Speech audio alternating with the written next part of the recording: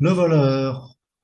On va lire d'abord une parabole dans Matthieu chapitre 13 du verset 44 à 46. Voilà. Le royaume des cieux est encore semblable à un trésor caché dans un champ. L'homme qui l'a trouvé le cache et dans sa joie, il va vendre tout ce qu'il a et achète le champ.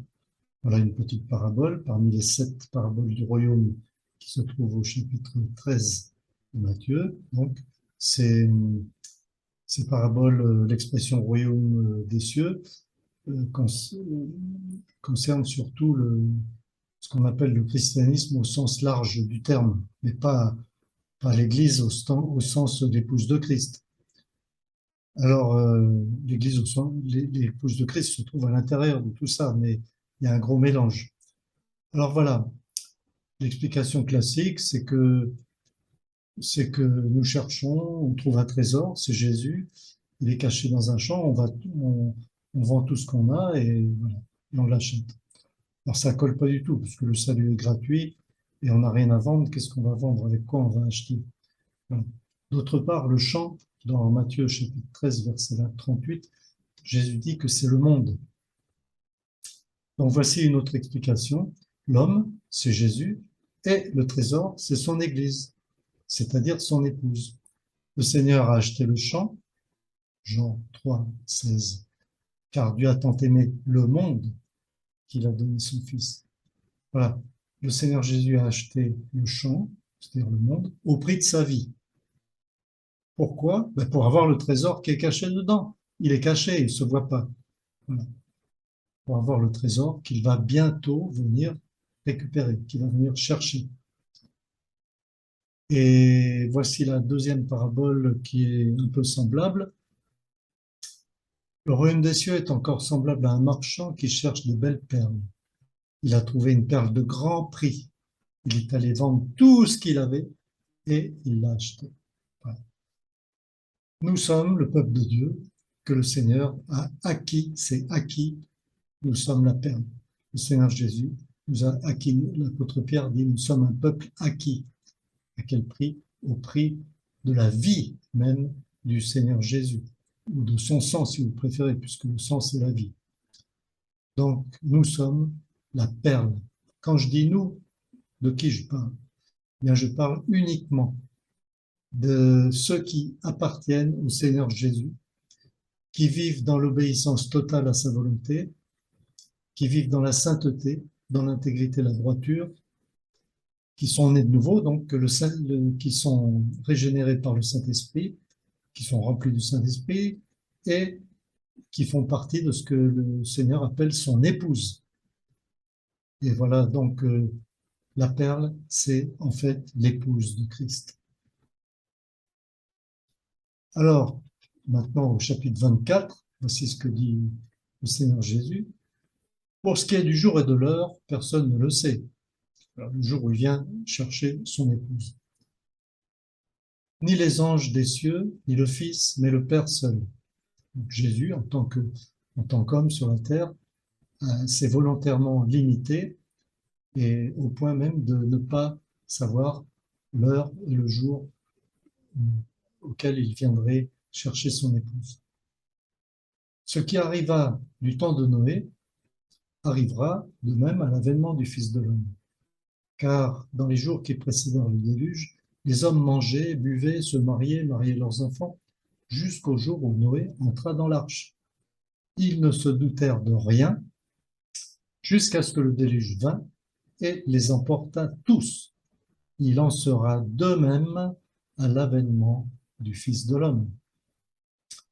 Alors, j'espère qu'on ne sera pas comme ceux qui ont raté le, l'appel de Noé, la prédication de Noé. Sa prédication, c'était la construction d'un immense bateau, littéralement d'une immense caisse en bois de 150 mètres de long et posée sur la terre ferme.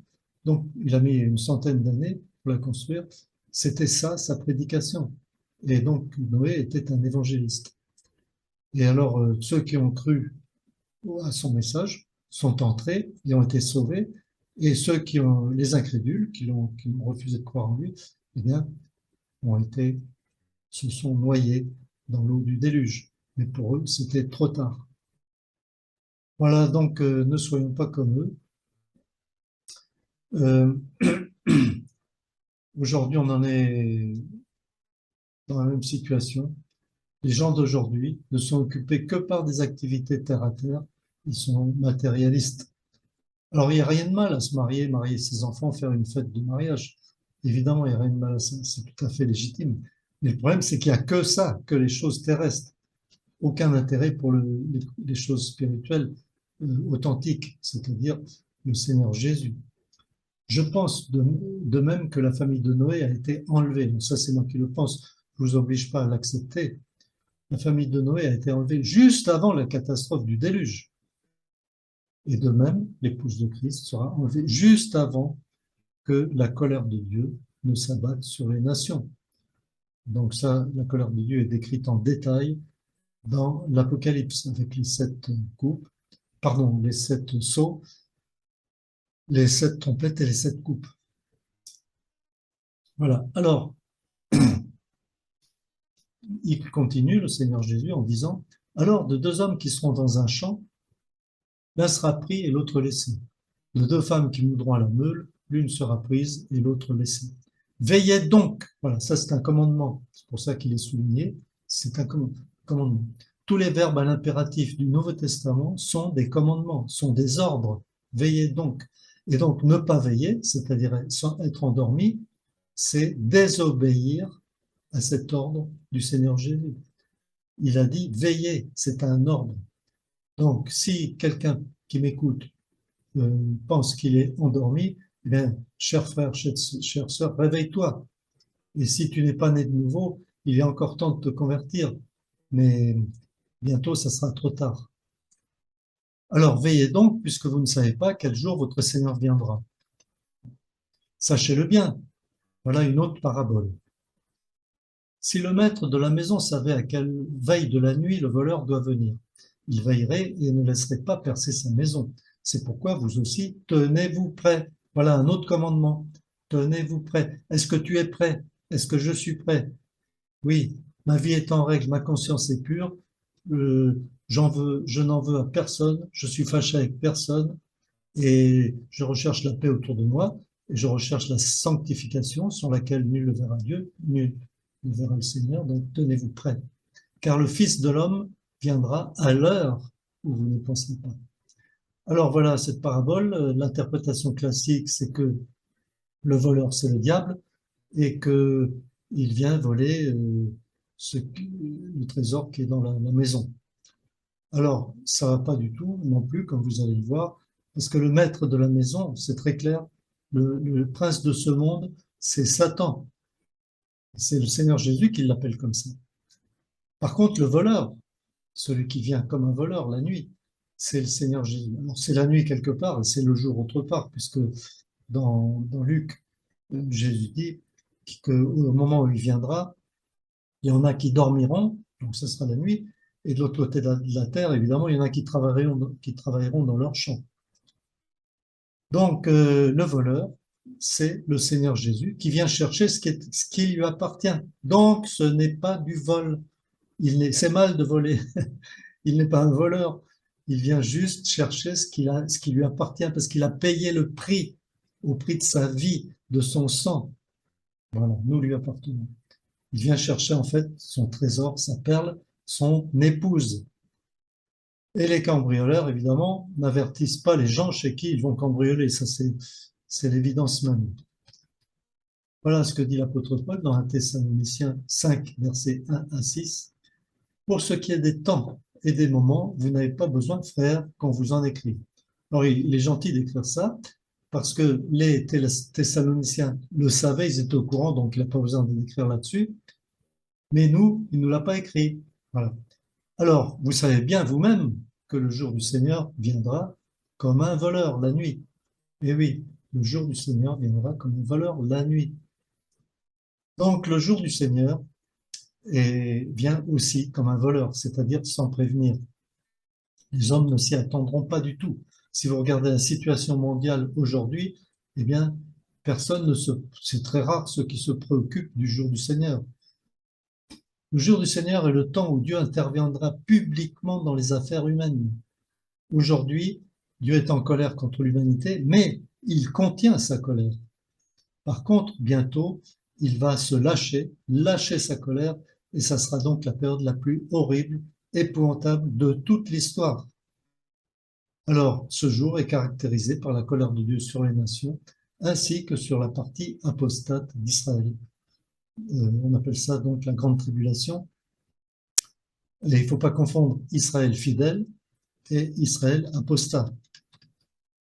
Quand les hommes diront paix et sécurité, ou paix et sûreté, eh bien, alors une ruine soudaine les surprendra, comme les douleurs de l'enfantement surprennent la femme enceinte, et ils n'échapperont pas.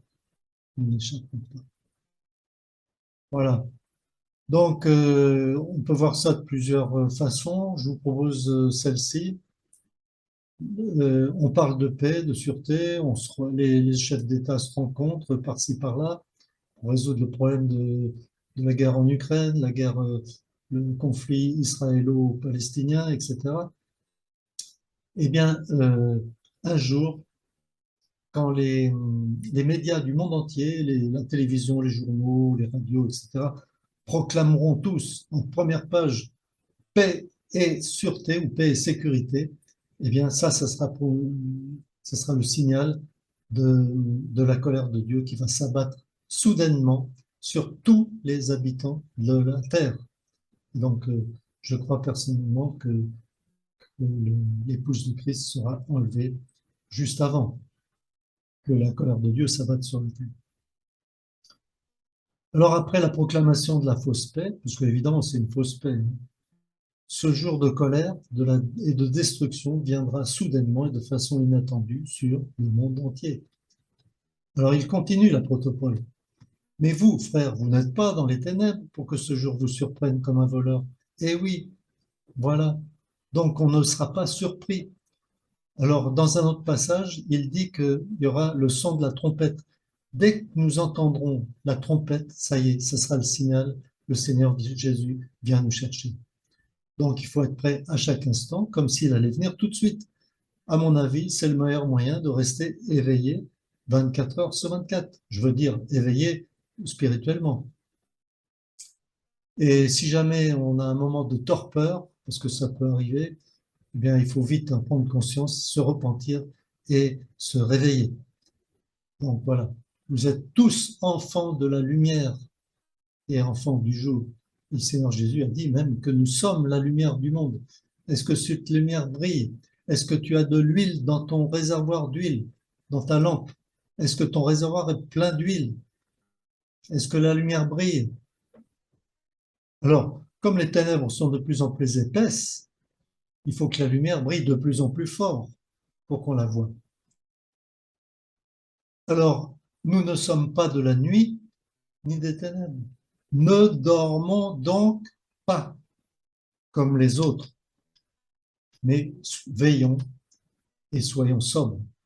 Encore une fois, un commandement, ne dormons donc pas. C'est interdit de dormir comme les autres, mais veillons et soyons sobres.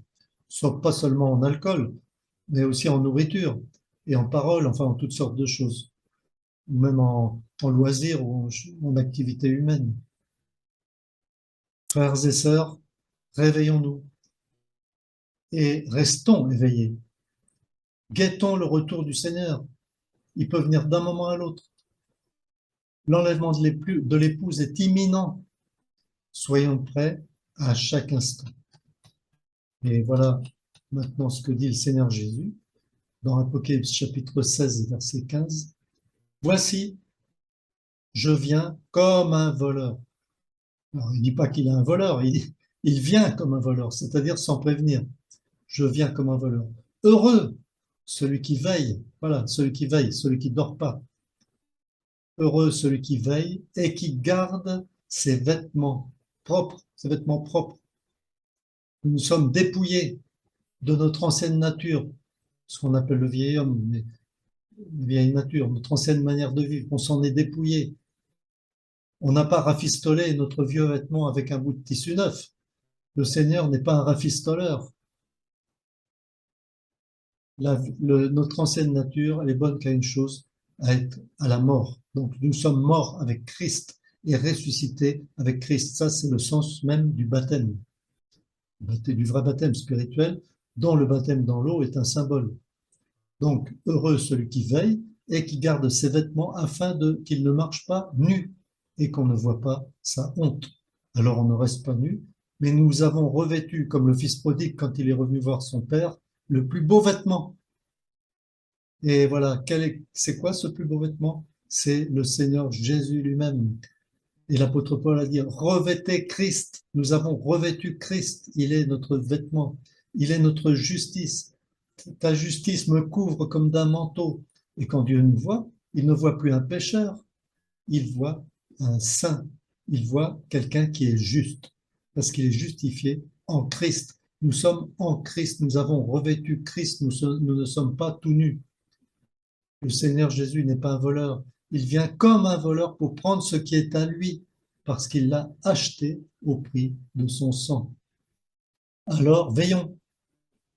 Nous nous sommes dépouillés de notre ancienne nature, mais nous ne sommes pas nus. Nous avons revêtu Christ, le plus beau vêtement. Nous sommes donc justes. Si ce n'est pas le cas pour toi, qui regarde cette vidéo, qui écoute ce message, mets ta vie en règle avec Dieu immédiatement, parce que demain, c'est peut-être trop tard. Voilà. Et si tu veux plus d'infos, écris-moi, je te répondrai. Et le dernier écrit, c'est Viens, Seigneur Jésus. Il va venir. Voilà. Vous pouvez me contacter à cette adresse si vous le jugez nécessaire.